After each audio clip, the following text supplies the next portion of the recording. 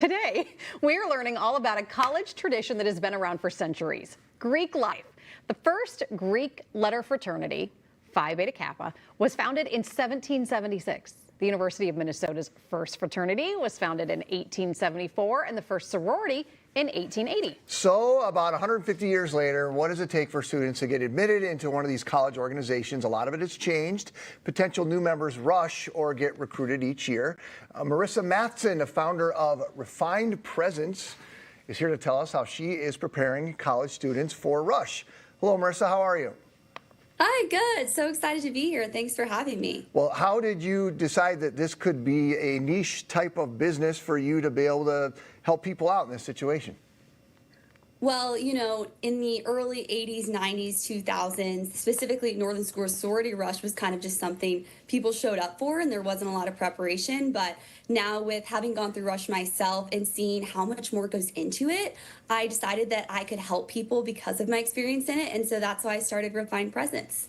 All right, I'm going to kind of back it up a little bit. Tell us a little bit about sorority life. I'm thinking of our audience and for folks who have a kid going away to college for the first time and maybe were not involved in a sorority or a fraternity in their college experience in their years. What is sorority life? What is Greek life? What does it mean?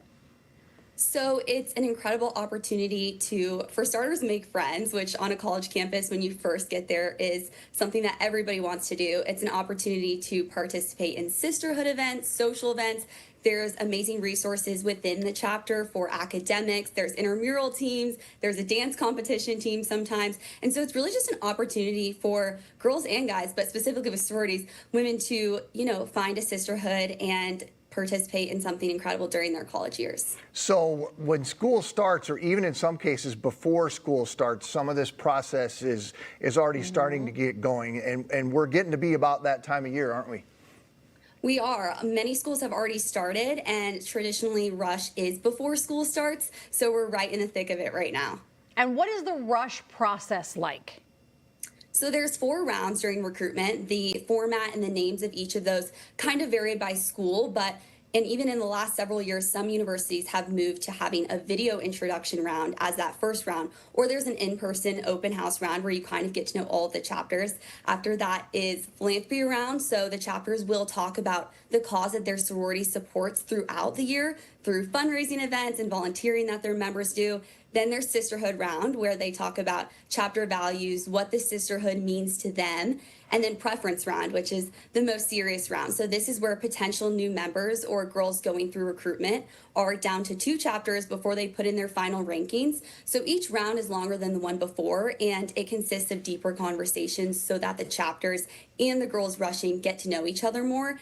And it's a mutual selection process. So that means that potential new members rank the chapters on which ones they like the most, but then the chapters also are choosing who to invite back to the next round and eventually extend a bid to based on who they think fits in their sisterhood. So with your coaching, are you sitting down with people and going, all right, we're going to run through some test questions. This are some of the things that you might get asked when you're rushing? Yeah, so I definitely do that. I do a lot of sorority rush practice conversations is what the session is called. So I teach girls essentially how to kind of sell what they have to offer to the chapter, because there are so many girls rushing now. It's important to be able to set yourself apart in that way. So we do a lot of rush practice conversations. What are the common questions? How can you kind of stand out?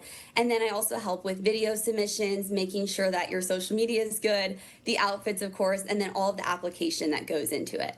I think about it like I rushed a sorority when I was in college, and I think about how different it must be for the girls going through it today, just with the social media aspect of things. I mean, some of these girls have had social media their entire lives since they were 10 or 12 or whatever. You're looking at that and that's something that people are, it's like a job interview. You know what I mean? It's like you're trying to reflect your best you. And sometimes that means maybe looking at some of the past decisions that you've made and going, maybe that's not the best foot forward that I want to show.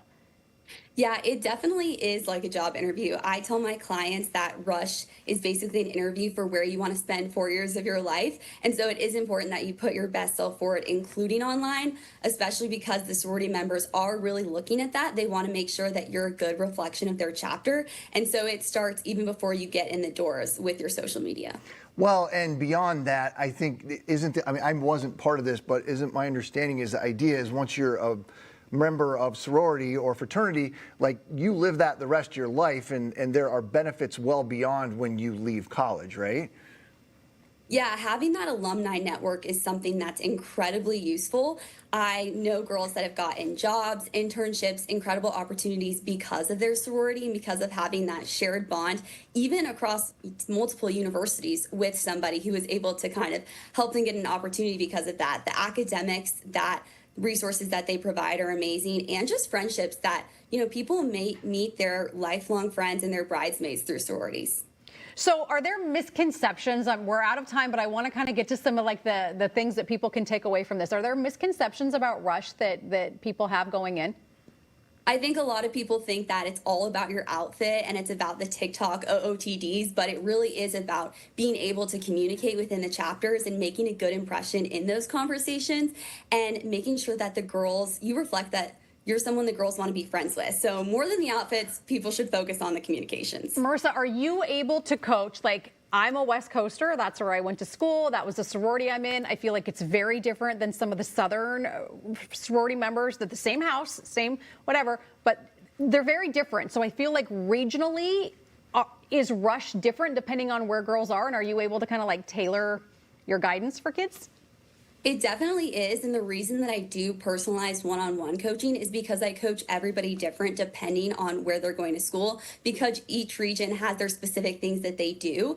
And so I am not a one size fits all. I really want to make sure that the girl is prepared for Rush at her specific school. All right. I love it. Marisa, thank you so much. Thank you for having me. We will have details so that you can book a session if you're interested with Marisa on our website. You can check out minnesotalive.com. We'll also connect you with her social media at Refined Presence by Marisa.